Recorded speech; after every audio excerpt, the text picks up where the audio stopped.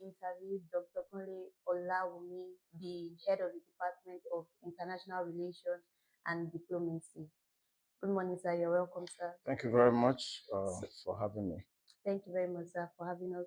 So to begin our discussion, in your view, sir, what is the most critical security threat facing Nigeria today? And how do these threats affect national stability? Yeah, thank you very much for the question. I think the major insecurity now has to do with terrorism. Okay, and how does it affect us? You can see how it has destroyed the social fabric of the country. There's a lot of suspicion.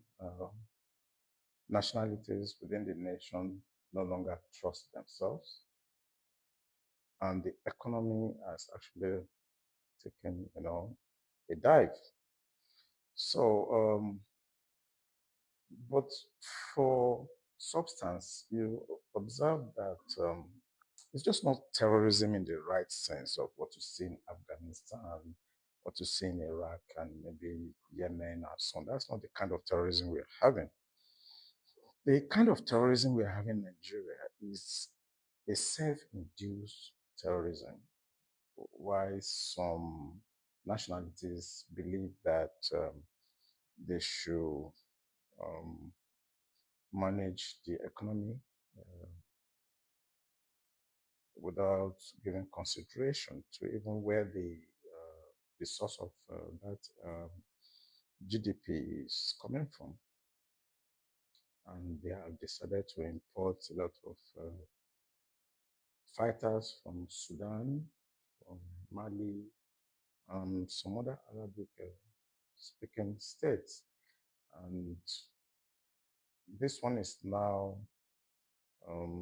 what I would call a deception, because it is actually covered, or cloaked under religious activities, ideological activities. So when you combine that kind of personal interests of certain nationalities within the country, you see that the kind of security problems we have is not only dynamic, but it's self-induced by the citizens of the country. So, Thank you very much, sir. Sir, you mentioned that the insecurity, terrorism attack Nigeria is facing is self-induced, unlike other countries that are facing from external people. So, sir, how in the last decade, how has the insecurity changed in the last decade? yeah, in the last decade, I think that's a short time in the history of insecurity in Nigeria. We may have to go as far back as the Civil War period, where uh, some nationality decided that they want to leave the country. I'm talking about 1967 to 1970. I'm sure you're not born at that time. And that's when this issue of animosity, distrust, began. And over the time, it was justified by a certain extraction in the country dominating the polity. And I think it got to a point that people decided, no, what is the population of this particular ethnic group? Let us look at the statistics. How many are this ethnic group? A decade back, as you mentioned, there are about 6 to 10 million people. Now they've imported more of their kinds, and I think they are now the range of 15, maybe to 18 million. I'm talking about the Fulanis now. Now, this is a country of about 240, 260 million people. And in my corner, when I think about the kind of insecurity we're having, I actually get worried that a group of people that are less than 20 million are destroying the entire fabric of the security of the country. How do we allow that to happen? They're in the politics, they're in the economy, they're in the religious, they're everywhere. They have a culture that is so toxic and does not tolerate others. So when you say a decade ago, how has it changed? If you calculate a decade ago now, it's going to be like 10 years you're talking about. And that's when Buhari actually came into the scene. When Buhari came into the scene, I think it became heightened because he's a known terrorist apologist. And at the end of the day, he actually drove the country to where we are. Unfortunately, um, the person that also took over the baton of governance perhaps said that it's going to continue from where the former president stopped. The former president spent 8 years. He has spent about 3 years now. And I think the situation has even worsened in the past 3 years. Because if you look at the data, the statistics, between 2020 and now, the terrorists have demanded close to 48 billion naira from people. And after a lot of negotiation and so on, they've been given about 2.8 to 3 billion, and that means they're going to buy more arms, they're going to recruit more people. And the military, despite the high defense budget, they have nothing to show for it.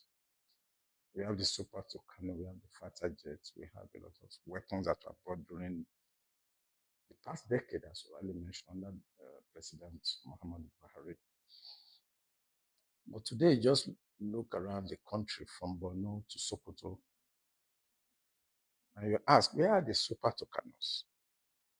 These are aggressive fighter jets that's supposed to be for strafing, to be able to take out, insurgents in the bush and others. Where are the Super Tucanos? I ask, where are they? To the point that we are begging the United States to come and fight our battle here. It's a shame. This country has also gone to Turkey to beg for arms. They've gone to Pakistan to beg for arms.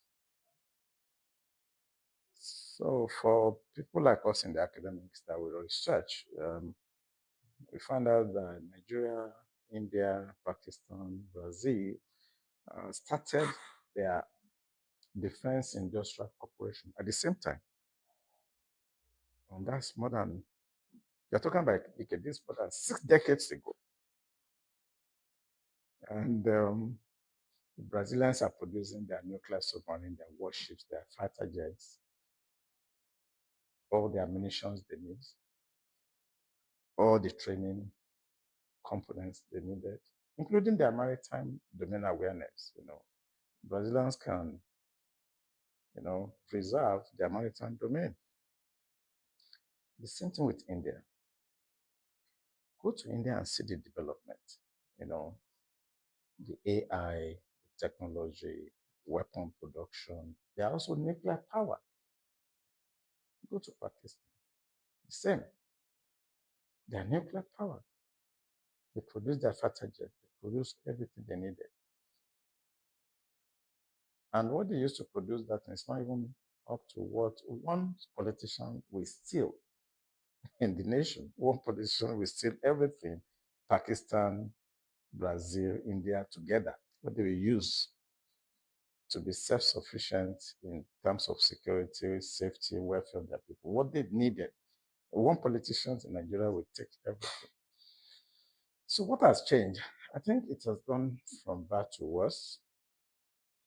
And there's a lot of agitation now. People are arrested. And I won't be surprised if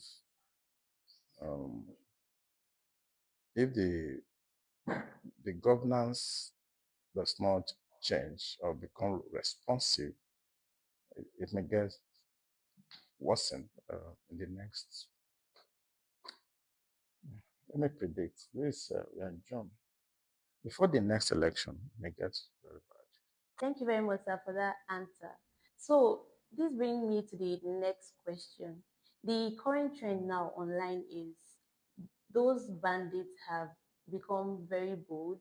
showing their faces online, unlike previously back in the day. They have been very scared to show their face online, but currently they show their faces online. They show their ransom money online. And with the current upgrade in technology, is it not supposed to help the security experts, the policemen, the army, to locate these people and get them? But it seems like that has not been working. That's a very deep question because it actually points to the fact that it means the government is involved. There was as far back as 1992, the Nigerian security architecture has the capacity to track as far back as that time, 92. I was the person in charge of the technical cell for the security group in Apapa then. We know we can monitor and track people. Look at 92 till now. So it means that the government has better capacity now to track the Fulani men that are displaying their money and that are making calls. The government has a better capacity now. And if they don't, I mean, there are countries that are ready to help us with softwares, hardwares, satellites, communication, geospatial intelligence. So it's not like, and I know we have a national security advisor. He knows now. He knows that, okay, if, permit me to go into what El-Rufai did, if a former governor or a sitting governor said they are able to bug, tap, and listen to what the National Security Advisor is doing with his phone. El-Rufai said that. In fact, I think it was yesterday that the case was, yesterday. Today is what, 24th. Yeah, it was 23rd. Yesterday that the court actually, tried to decide on that case. They played it in the court. He could track, he could tap, he could listen. He could geolocate the position of the National Security Advisor as an individual. But the Nigerian government cannot geolocate where the terrorists are operating for. So the government is involved. And I think I should use this opportunity to also ask a fundamental question. What is the communication industry here? What is their role in all of this? The DSS, the DIA, because it's still within their purview, they manage the internal and external. And so, South Africa is involved in our communication here. They should ask questions. The DSS should ask questions. What is MTN doing? Even if Adenuga is using Glo and whatever is in Nigeria, but we have some foreigners that are involved in the ecosystem of communication system. Are they involved? Are there hostile intelligence services working against the interests of the nation here? So questions should begin to flow in that line because I know that government can do this. I know. Because if they want to locate where I am now, they can. And if the DSS want to arrest me or eavesdrop on my conversation, they can. So why can't you do that? The towers near where those terrorists are, they set pings, and I don't need to go into the technical aspect, but we can locate them. So why are we not? So I think the government should just be kind to themselves first, because history will not be kind with them. President Muhammadu Buhari is late now. The rest is history. President Tinubu also. I give him at least in the next 4 or 5 years. That's given that he will win 2027 election. By 2031, he must, because a constitutional requirement, he must leave the place. So how are we going to speak about him? How do we write the history? How do I teach in the class about the president that ruled this country between 2023 and 2031? because I know he will win the election if there will be any.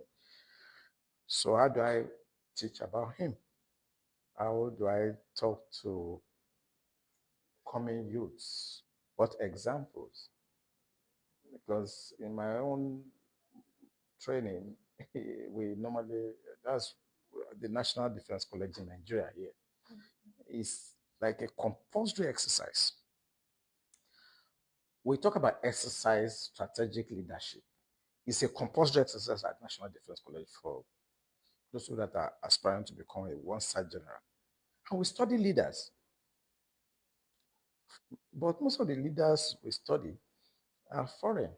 But of course, we have some few Nigerians.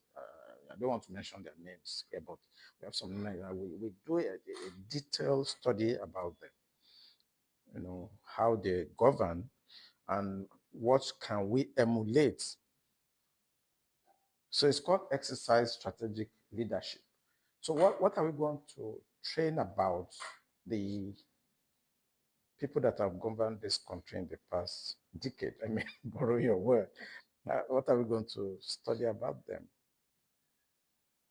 So it's a shame that we we allow terrorists to flaunt money. Online. And if this is going to get anywhere, I should advise them they should change the currency suddenly. Because there's too much naira in the bush. And in Bureau de change in houses, there's too much naira. So if Tinubu is watching this, he should change the money and render those money useless. Because if you talk to them through process, they don't listen. So I'm saying it openly. They should change the currency. After all, when he wanted to be president, Buhari quickly tried to change, color the money, just tried to scatter his head because he feels Tinubu has so much money. Are you following me now? Yes, sir. So he also did that. So he should do it to the Fulanis too. He should change the money. He can paint it, he can color it, he can whatever he wants to do. But we shouldn't spend this particular set of naira anymore because billions of this money are in the hands of terrorist sponsors. The second thing they should do, because they are talking about them flouting money, being arrogant and showing off with their loots. Another thing they should do is to ensure, because you know what they do? When they get that money, they quickly go to the bureau de change and change it to dollar because they are clever. So if you change the money, they're carrying dollar, understand? So that means the CBN, the Central Bank of Nigeria, must be very strong. Because even if you change it to dollar, you can't carry dollar in a Ghana must go back and travel out. You still have to pass it through. And I'm saying it on this interview that there are some banks that were flouted during Buhari time. I don't want to give time so that people don't say, oh, I'm talking about a particular bank. But people should research those banks that were established when Buhari was president. The NFIU, that's Nigerian Financial Intelligence Unit. If they are not also part of it, they should investigate them. Because it's easy to get money out of Nigeria if you have your own banks that are under the CBN regulation. They can transact business anyway. But what about if those banks are terrorist banks established purposely to do that? So that's why I said your question is deep, but the solution is what I've given. They can change the money suddenly. And if people are now rushing to put those money in the bank, they should ask, where did you get the money? So once you can follow the money or tinker with the money, the CBN, then this bureau they change something. It seems like this country as everybody just start bureau they change. They can't even speak English. They just carry a gun, they are changing money on the street. It's like it's not supposed to be. So that's why they can flout the money because they know how to, put the money back into the system. Thank you. Thank you very much, sir. Sir, as citizens of this country, what role can we play to help the national security strengthen their security game, the country? Yeah, as I said, I did an interview yesterday, and I think something like this was asked. the the problem with intelligence operation, because terrorism is basically an intelligence-led operation. It's not like running to the bush and killing people. Okay. So when you look at the gap now, that's exactly what you just raised. There's a gap in the intelligence operations and intelligence gathering process. And that is the aspect of the human intelligence. Because if you want to study intelligence, you basically look at the raison d'etre. Why intelligence? The idea is to protect people, issue of social welfare, issue of safety, materials, and information. So how do you train intelligence officers to do this? We focus more on technical intelligence, communication intelligence, signals, geospatial, and so on. But the challenge right now is the aspect of human intelligence that is not well developed because of lack of education. The country is poorly educated. So if the people are trained, during the military time, there was a time they called it MAMSA. MAMSA, that's mass mobilization, try to enlighten people through radio, jingles, and so on. Because the concept of terrorists, or let me say fight against terrorism, is basically it's about human intelligence. So the population has a lot of role to play. That's to answer your question. The human intelligence aspect is where the gap is. That is, when you see something, you should say something, isn't it? Yes. And when you say something, you have to be protected by the law and by the police. And after that, your security also should be maintained so that there be confidence for others to also, give information as to the movement of the terrorists. I mean, these terrorists, they don't come from heaven. They live with us. So you're talking about how the population can help, isn't it? Is that your question? Yes, sir. Yeah, they live with us. And there's a problem with the community awareness in terms of the market space, for instance, the motor park where terrorists carry their weapons, even the filling stations, and the law that's supposed to restrict the movement of motorcycle, because that is their primary mode of transportation. So if they are moving with their motorcycle, they must buy fuel somewhere. Yes. Somebody bring food for them.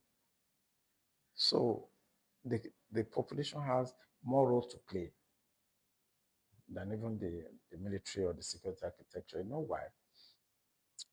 Even the people you think that the soldiers, police, they are from the people like you too. So um, the security is everybody's business, but the government or the system should ensure that they can protect those people that are giving out information. So we call it protection of source.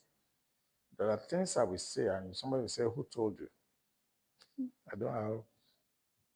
I can. They call it reticence. I should be able to maintain my reticence. I'm not going to tell you. What is important is I've passed this information. Do whatever you like with it. So I think the communities, the market women, the food sellers, the food vendors, the petrol dealers, everybody has a role to play. And the government should provide the um, the legal framework to protect that ecosystem. Thank you. Thank you very much, sir.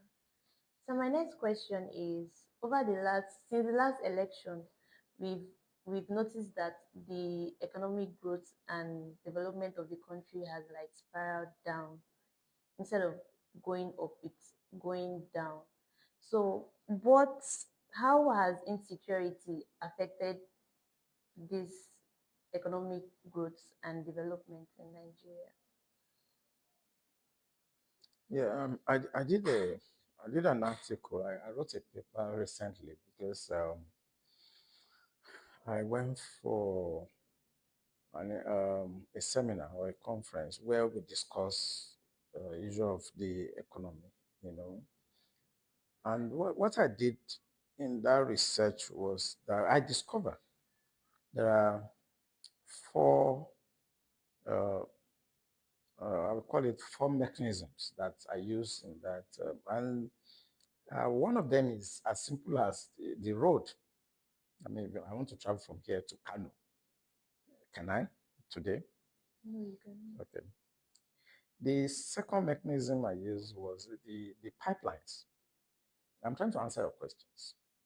Your pipelines in Niger Delta, you know, are they protected really? And that is your nerve, that is your blood vessel. Then I use another mechanism which I call the capital market. Do the markets have the security? I mean, have the stability that is needed? Can somebody move money from China or from Hong Kong to come and do